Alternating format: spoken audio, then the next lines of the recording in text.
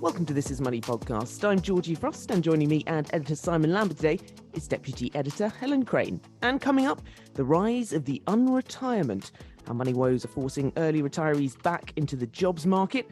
We take a look at the FTSE 100's winners and losers of 2022. It was electric heaters last week. Now we turn our attention to log burners and ask if they're really cheaper to run than central heating. And in-demand drives. Simon will reveal the used cars that have risen most in value over the last year. Does yours feature in the list? Don't forget you stay up to date with all the latest breaking money news. Just go to thisismoney.co.uk or download the app.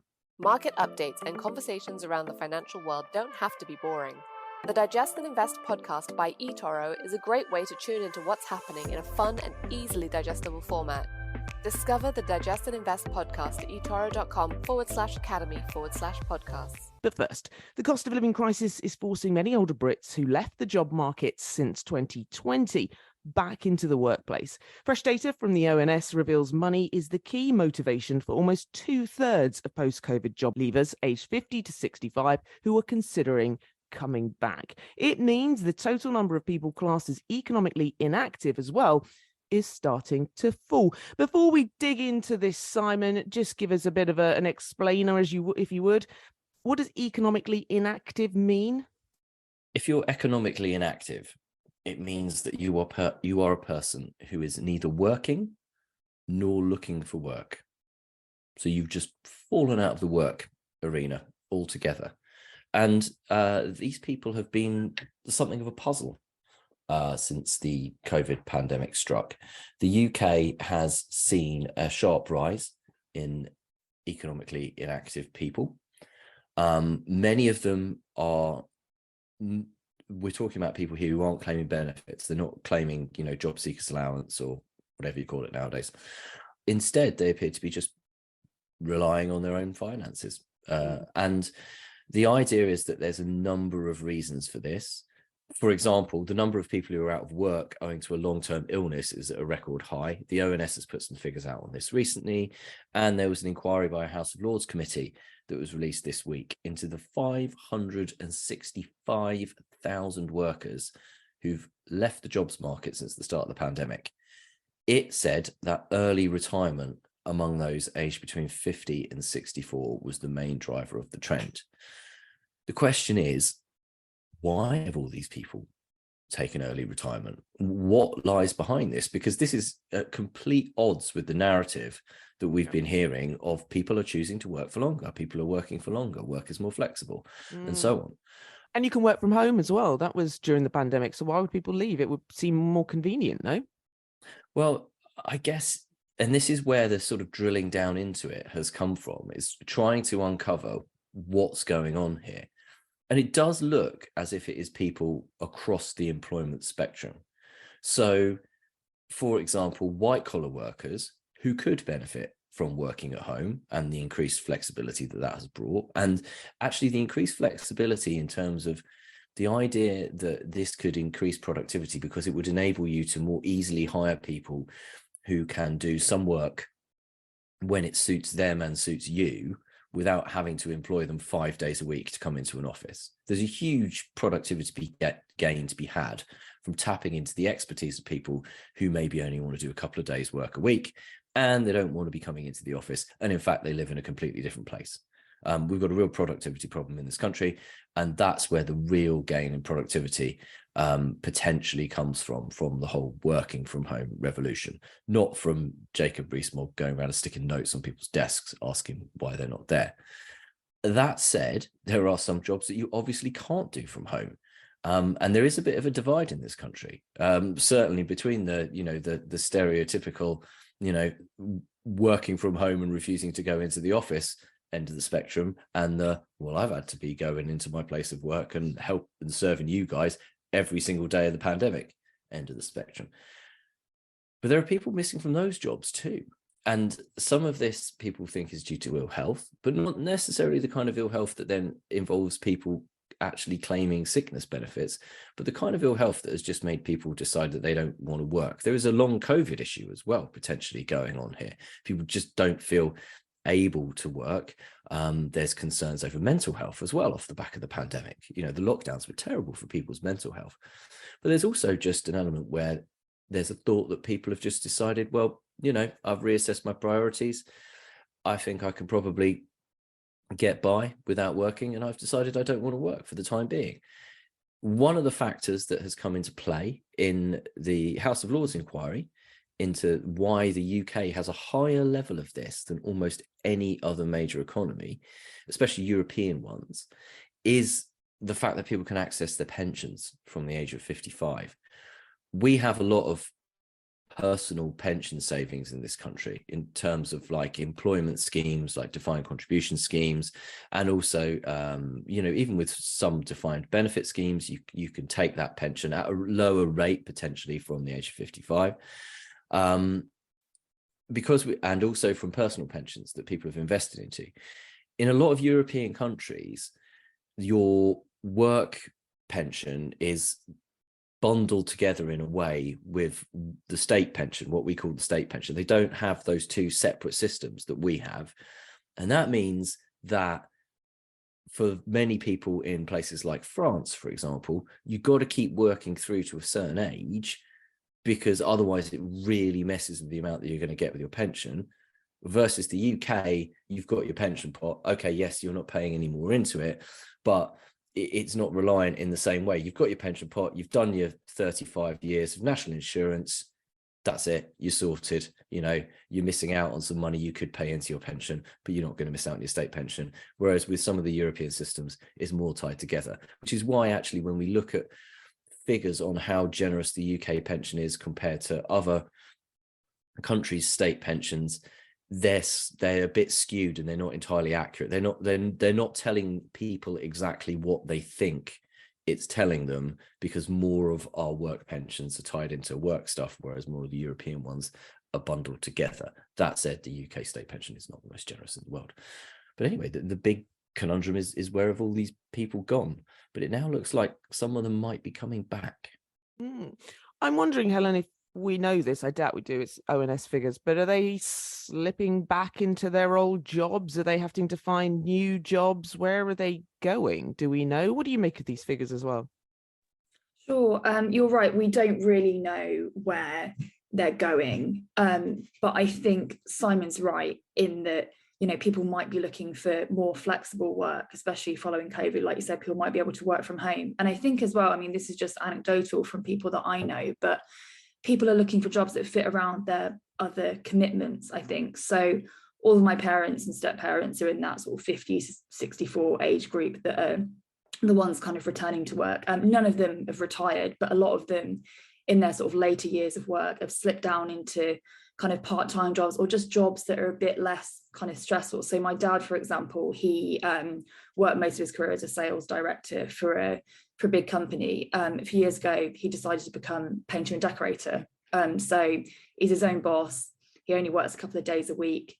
He's still working. He still kind of needs the money, but it's nothing like kind of what he used to do. And I think people might be looking for things like that.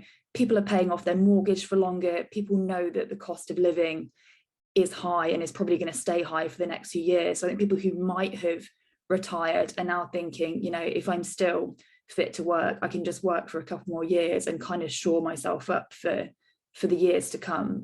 So I wouldn't be surprised if we see a rise in kind of older people doing part-time work and things like that. Simon, broadening this out to the UK economy generally, the Bank of England must be quite pleased about this, surely, because in their last interest rate rise decision, and Andrew Bailey, the governor, came out afterwards and talked about the tight labour market. We have as many people looking for work as we do job vacancies. So if more people come into the market, that must be a good thing, no? Well, for the Bank of England's perspective. Yes, it should be a good thing, and from the Bank of England's perspective, because actually one of the things that this House of Lords report said is that this early retirement trend is driving inflation and harming growth. One of the issues with inflation is the cost of people's staff is being passed on to customers in terms of higher prices. you get, that's where the fear of the wage price spiral comes from. But not that we're really seeing one of those, I don't think.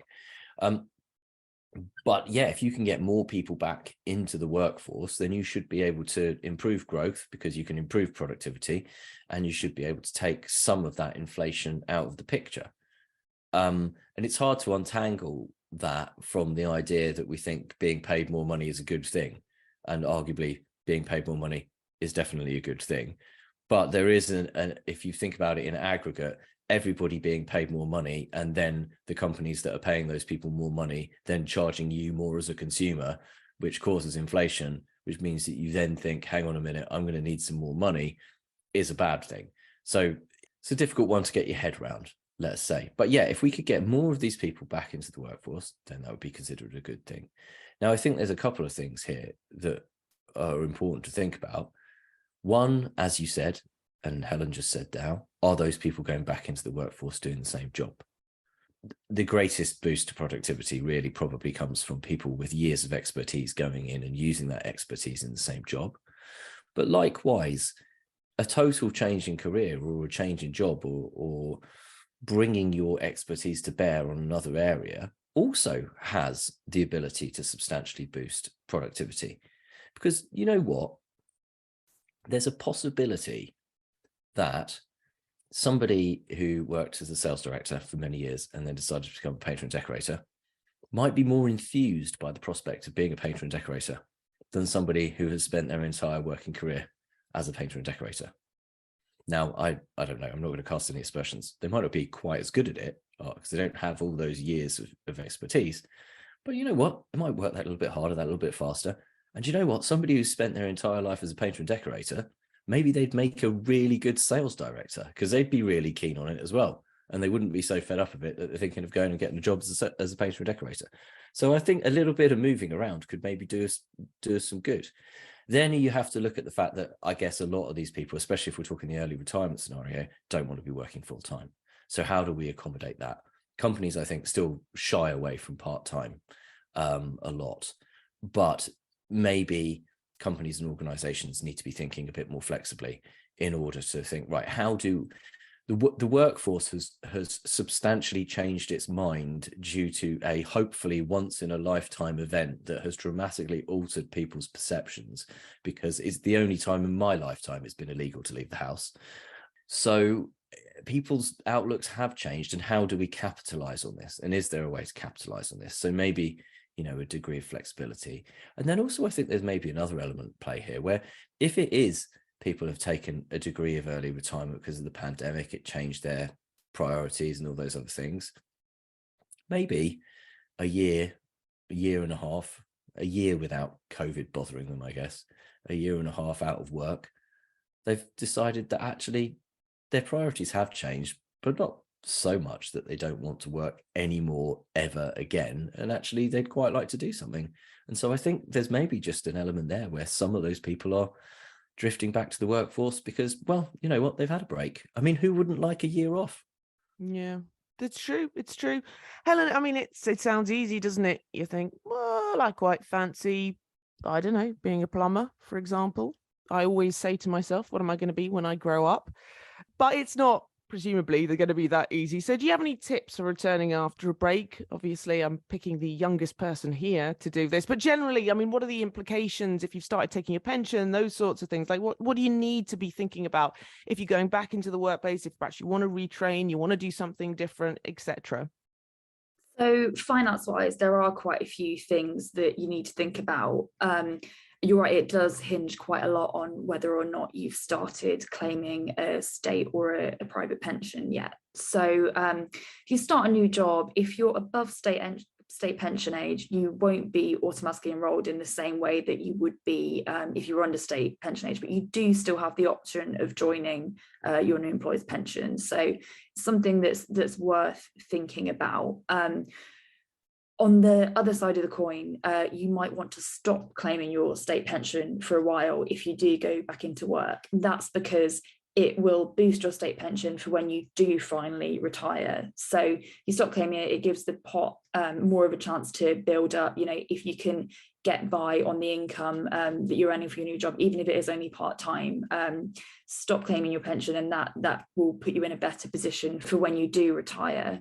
And private pensions as well, it works in a similar way. If you pause that, then it gives your pension more time to grow.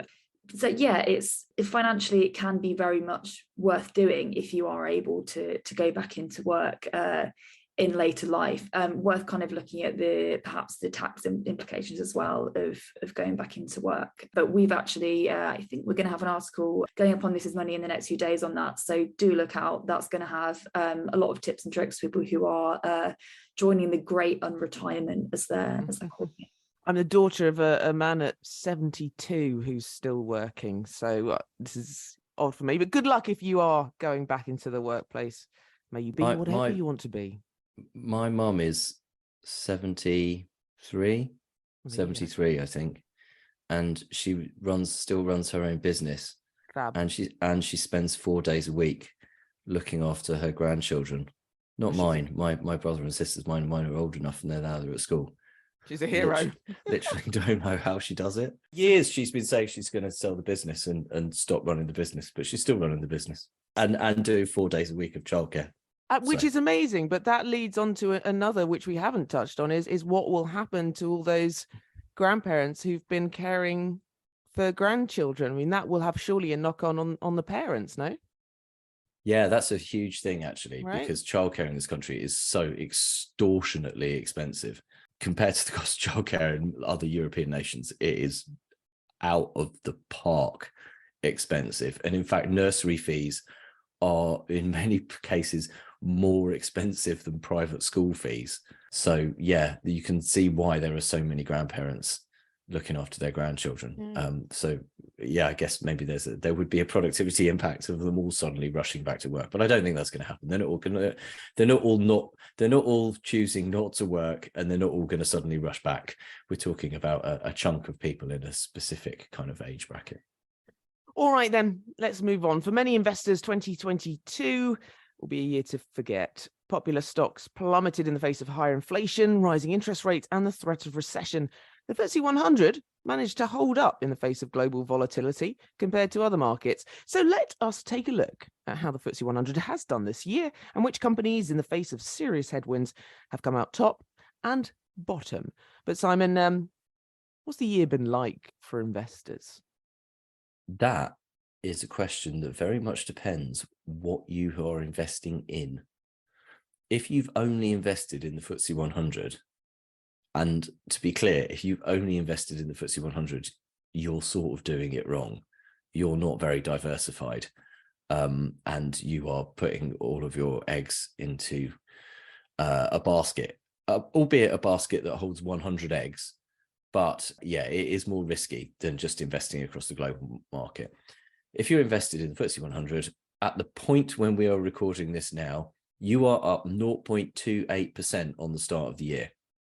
Okay, doesn't sound amazing, and in fact, it's one of the first years in a while you've had more money if you put your cash in a savings account. But then when you compare that to the S&P 500, the major US market, you'd be down 19% if you were invested in the S&P 500. And if you look at the Dow Jones industrial average, for example, you're looking at a similar fall. What's interesting about the UK market, though, well, actually, sorry, that's incorrect. If you're looking at the Dow Jones, you're down 9%. Okay. What's interesting about the UK, though, is, of course, the FTSE 100 only represents the top 100 biggest companies, and they are heavily skewed towards large multinational corporations, and it's been kept afloat by some of the companies that have done well this year, which we'll talk about in a minute, but we're talking like big energy companies, oil, gas, that kind of thing. If you look at the FTSE 250, which is considered to be more representative of the UK economy, a lot more domestic focused businesses in there, bad news, you're down 21% year to date. Helen, for those people who are not experts and that have been looking at their pensions and investments through the year and somewhat feeling depressed about it, what's the advice? So I think the thing that's always said with investing is that, you know, it's something to do for a kind of long-term horizon. So the money you put into investments is supposed to stay there for at least 5 years. That's to give you a chance to kind of ride the market ups and downs. So I think generally the advice is things are probably going to balance themselves out over that kind of period of time. So if you need to access the money soon, that is a bit of a worry. Try not to do that if at all possible. Try to generally, I think I'm right in saying this, I mean, the advice is to kind of ride it out where possible. Don't take your money out now if you can, because you'll kind of crystallize the losses. But Simon, we asked this question when we did a pension special with Sir Steve Webb, and I think it's relevant to ask it again, is people will be looking at, for example, their pensions. And if you are in your 20s, your 30s, your 40s, you've got time to ride it out. But we are in the middle of a cost of living crisis. There are lots of pressures, and you'll be looking at things like your pension thinking, hang on a minute, I've stuffed in, I don't know, let's say 5,000 or whatever this year, and it's gone backwards. Have I wasted that money? Should I lower my contributions? Don't take the money out. Obviously, that would be a stupid thing to do. But what should I be doing? Is it wasted money? Have I just thrown away these grands down the toilet? No, because if you look at the statistics that go back 100 and a bit years, 100 odd years, you will find that over the long term, investing pays off. It has been proven to be the best way to make a real return on your money, i.e. one that is above inflation. And the long-term average return, we're talking like 5-6% basically. And that's real returns, okay? So, but within any period that you pick from those 100+ years of stock market statistics, you're going to find some years where people ended up down by quite a bit.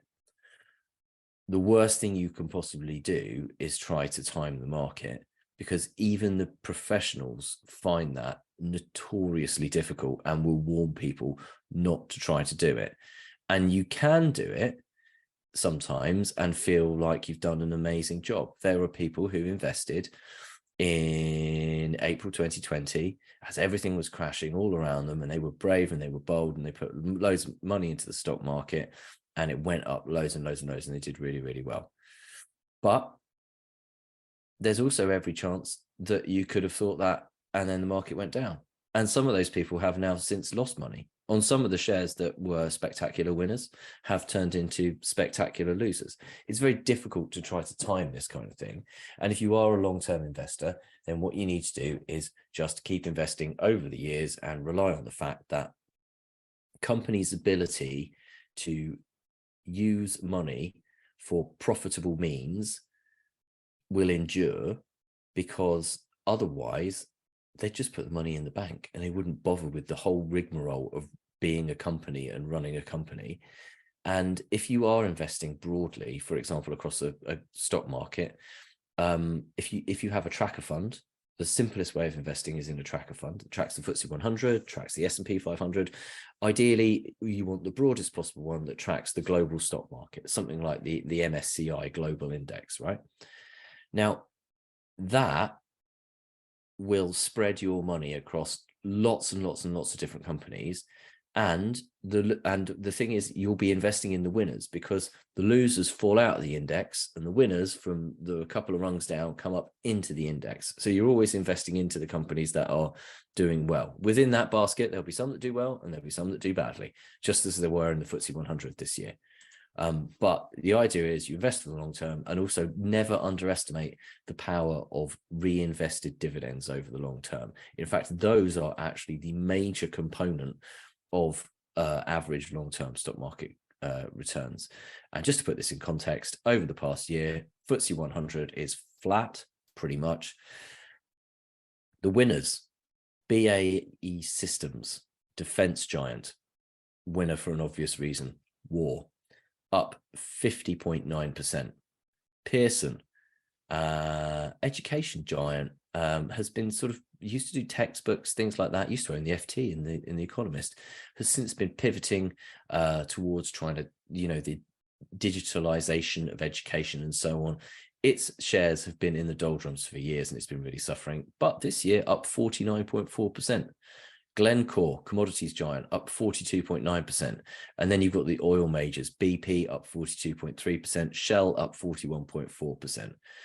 They're making super profits at the moment. They did make super losses within the pandemic as well. So, the pendulum swings. But then amongst the losers, top loser, a pandemic winner, Ocado, down 60%. Then we've got another company that had been a major share price winner in recent years. Persimmon, house builder, down 56%. Mm-hmm. Who knows whether those shares are going to bounce back up again? Whatever happens with the housing market, we need to build more homes, and the people building homes in this country are the major house builders. Decra, chemicals giant, down 47%, ICG down 45%, and then another house builder, Barratt Homes, down 45%.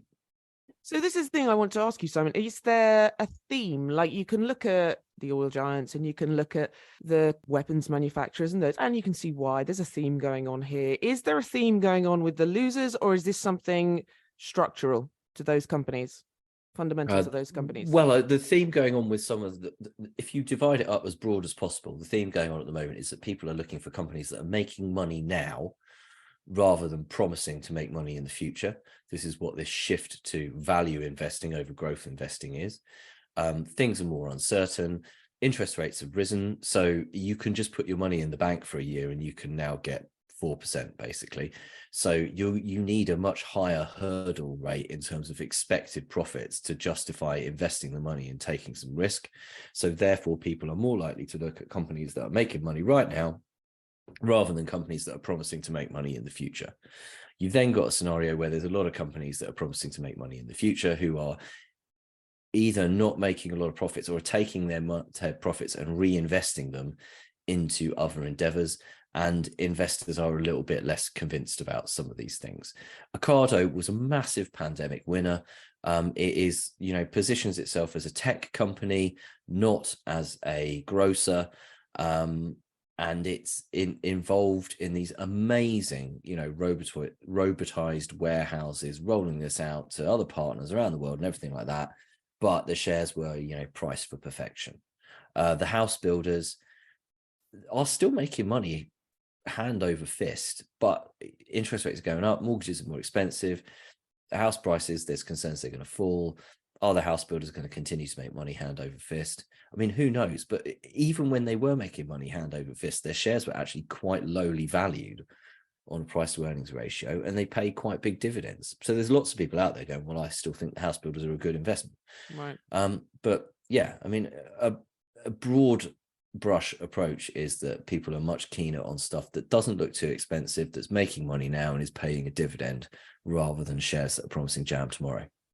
Before we move on from this one, Simon, what should investors do in volatile times? Is your research slightly different? What are you looking for? I understand that, investing is for the long term, et cetera, diversify. But is there anything extra that as we move into 2023, people should be or could be looking at, the diamonds in the rough, as it were? Where is our focus? I think people have to be very careful about trying to be too clever. And I think they need to look at things very carefully before they buy them.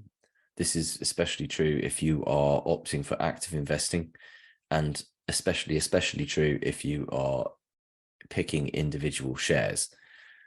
Now, let's take the example of Cineworld, for example. Let's say that you decided that as the economy reopened and the COVID restrictions ebbed away, people were going to go to the cinema. Right.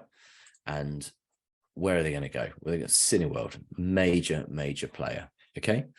And you're like, right, I'm going to invest in Cineworld because I think it can do well. Top Gun 2 is coming out. People are definitely going to want to watch that one.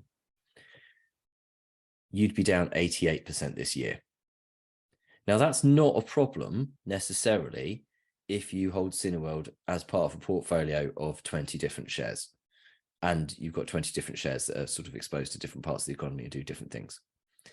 It is probably a problem if you hold Cineworld as part of a portfolio of only 5 shares. And it's almost certainly a problem if you only hold Cineworld shares, if you bet the house on Cineworld. So that's a really great example of why you need to be diversified. And I would argue that the place that people should start is a broad, cheap, global tracker fund, rely on the ability of the world's biggest companies to make money. And then if you want to try and invest in some stuff that you think is going to outperform, invest smaller amounts into those. This idea of like a core part of your portfolio and a satellite part of your portfolio, because it's amazing how things can go against you. I mean, this time last year, everyone was working on the basis that Marks and Spencer, for example, had finally managed to turn the corner. It had finally got its act together, and this was it. M&S was going to do really well. There are actually quite a lot of people who still think that, and I would argue that M&S has probably finally got its act together. The shares are down 48% this year. That's it for part 1. Market updates and conversations around the financial world don't have to be boring. The Digest and Invest podcast by eToro is a great way to tune into what's happening in a fun and easily digestible format. Discover the Digest and Invest podcast at etoro.com/academy/podcasts. Before central heating, fire was the main way to keep our homes warm. As radiators were rolled out widely during the 1960s and 70s, though, many fireplaces and stoves in older homes were removed or fell into disrepair. But now the evidence suggests that households worried about soaring energy bills are turning back to wood-burning stoves in order to save money. Is it a good idea, though? Helen, the rise of the wood burners. Is it good for your wallet? It's bad for the environment, I imagine. So this is a story that's really sort of caught the eye of our readers, which is understandable. You know, energy bills are going up hugely as we talk about all the time. To have a look at the numbers on this. So the last time the government took stock of how many people were using wood burners or burning wood to help keep warm in any way, this was back in 2015, and they found that only 7.5% of the UK population was doing that. They don't take these stats very often, so we don't know, but the anecdotal evidence suggests that wood burners are massively on the rise. We spoke to a clean fuel organisation called HETAS, and they've said that the people who install and clean wood burners are working absolutely flat out to meet demand. So loads of people want to get a wood burner in their home. It seems like a good idea. Logs are obviously quite cheap, free if you happen to live near somewhere where you can get free logs. Is it going to save you money on your energy bills, though? As with a lot of the tips that we suggest on bills, it really depends. It depends on how you use it, and it depends crucially on whether you already have a wood burner. So if you don't already have one installed, the cost of installing one are really, really high. So buying a wood burner can cost anything from about £400 to £2,000. On top of that, you've got labour and installation costs, which would be £2,000 upwards. So this is several £1,000s to get your wood burner, which is probably going to wipe out any savings on your bills, unfortunately. If you do already have one, great time to start using it more. Logs are the cheapest domestic heating fuel after kerosene. This is according to Bruce Allen from HETAS. They cost homeowners 10.37 pence per kilowatt hour versus 12.81p per hour for mains gas and 39.2p per kilowatt hour for electricity. So yes, logs, very cheap, but not if you don't already have a log burner. But Simon, not great for the environment. I imagine, is it Michael Gove won't like this? That depends actually very much on the logs. You need to, if you get a new wood burner, then it has to meet certain environmental standards, and it also depends on the wood that you burn. So you can't burn green wood; it has to be properly dried wood, and don't burn scrap wood either with bits of paint and stuff on it. That is bad for the environment. And there have been concerns about air quality, certainly in towns and cities, because people getting log burners, obviously this year it's very popular, and actually it's astonishingly for the first time in a while it's cheaper as a source of heating than using your central heating, albeit that is if you buy the logs in bulk from somewhere that sells them to you for a cheaper price. It is not cheaper than your central heating if you're buying plastic bags of logs from the petrol station. That is one of the most expensive ways to do it, but you will get a nice fire for the evening, which is partially, I think, what lies behind a lot of this, rather than necessarily energy efficiency. So it's not necessarily bad for the environment, but it's also not necessarily good for the environment. The thing is, as Helen said, this does rely on you already being equipped in terms of having a log burner, etc., if you want to do this as a money-saving thing. But I think a lot of people don't do this as a money-saving thing. They do it as a nice-to-have thing. And the fact that potentially, if they're just sat in their living room where the fire is of an evening, and they burn some logs and they get lovely and toasty and warm, and it means they don't have to put the central heating on as well, that's a major benefit. But I am, for the first time in my life, the owner of a chimney. Yeah. Okay. And I have been the owner of a chimney for the past 2.5 years. How's that working out for you? Enjoying that? My chimney, unfortunately, has no log burner. My chimney has a condemned gas fire sitting there. The gas has been capped off. Don't worry, I'm not using a condemned gas fire. The plumber that we know, who came and checked out the gas and everything before we moved in, said, yeah, I've condemned the gas fire. He's like, what I say to people is like, if you want to use it, it's your own risk. I was like, right, so I could still use it. He's like, no, because it's yours. I've capped it and unplugged it. I was like, okay, thanks. But he didn't remove the gas fire. So it's still sitting there, unused, in the one of them little metal baskets with the fake coals on the top kind of thing. Every so often I look at that and I think, I really need to get that out of that empty fireplace. No, what I think is I'd love to replace that with a log burner, but you're talking 1,500 quid minimum. I've got to pay for the log burner. That chimney has almost certainly not had anyone having a fire in it for many, many years. So I'd have to get the chimney sorted. It probably needs relining. That's the expensive thing. I reckon minimum outlay 1,500 quid. I mean, because at a basic level, anything you ever do in your house costs you 800 quid for a start, right? So then you've got to add another 700 quid on top of that, I'm thinking. Probably more. I reckon I'd think 1,500 quid. I'd end up $2,000 out of pocket by the end of it. That is not going to save me money on my heating, is it? Also, it's absolutely not going to save me money on my heating. Having said that, I was at a friend's house on Saturday night. She does have a log burner. I was very jealous. It was still freezing cold on Saturday night. I was really worried her house was going to be cold. So worried, I did the most middle-aged thing ever. I took my slippers to a party. Oh, you didn't, Simon. I thought you said you were going to wear a thermal vest or something, but this takes it to another level. No, I was exiting the house. Marvelous. And I went to change from my slippers into my shoes. And I was like, well, I'm going to have to take these off when I get to Jess's house. I was like, yeah, I'm taking my slippers with me. They're not really slippers. They are actually a pair of espadrilles, an old pair of espadrilles. And then do you know what I did on the way home? I left them in the taxi. Left my espadrilles in an Uber. What a nice gift, a little Christmas gift there. I know. I said to her the next morning when my wife was talking to her, I said, can you ask her if I've left my slippers at her house? She said, no, I haven't seen them. I was like, damn, I've left them in the Uber. Anyway, the point of this ridiculously long story that's made me sound like a right mug is that she had a log burner. Her house was toasty because we spent all the evening in the small room that has the log burner in it. And in fact, it was roasting hot in there. So it could work. But she's already got a log burner. We were in the same room all evening, and it was relatively small. Well, that's the thing. There's no thermostat on that, is there, Helen? Just one quick question on this. Only because I remember when I was little, we had a chimney in one of our rooms, and it was absolutely freezing because it's a big hole to the outside, isn't there? I mean, the insulation isn't great, is it?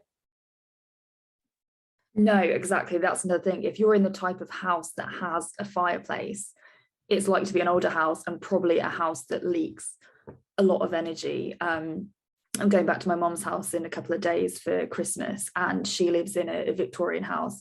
Lovely fireplace in the winter. Obviously she doesn't use it very much now because it's extremely bad for the environment, but we do have it on a bit over Christmas. But yeah, absolutely right. Most of the time her house is absolutely freezing because it's still got some single glazed windows. It's extremely drafty. I get freezing. I would definitely be taking all my warm gear. I'll be taking my slippers to my mum's house 100% because it is freezing. I mean, it's probably about 100 miles north of where I live in London, so I feel the cold a bit there anyway. I'm a very cold person, but yeah, it's going to be cold.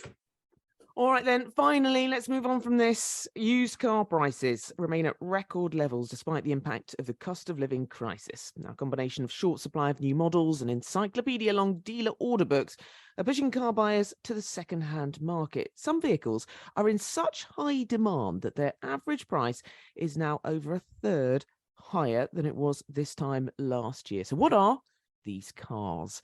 Simon, what's been happening to the used car market?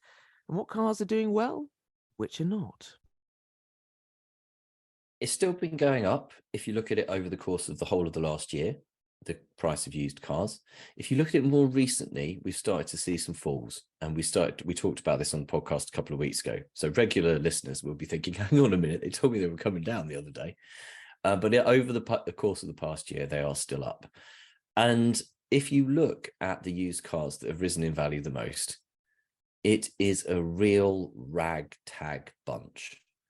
It always used to be that what would happen with used cars is the only used cars that went up in value were exceptionally rare ones and special ones, or ones that had reached the bottom of their depreciation curve, i.e. they were so old and so cheap that they couldn't really get any cheaper, and they then started to get more expensive as people decided that even that Ford Fiesta from 1989 was now a classic car, or classic cars themselves. But instead, we have the Mercedes V-Class, which is its sort of van type MPV, 7 or 8 seater van, up 36% used prices, followed by the Citroen C0, which is a teeny tiny Citroen hatchback, up 28.9%. Toyota Prius, speaking of Ubers, up 26.2%. Some of them come with free slippers. Dacia Logan, up 22.2%. And then we get to the Mercedes G-Class, which is a whacking great 4x4 Tonka truck of a car that costs an absolute fortune and is up 21.3%. Then we go back down the scale to the Volkswagen e-up. No, not Volkswagen's Yorkshire car, but its electric version of the up 19.8%. The Renault Zoe, Renault's little electric car, up 16.8%.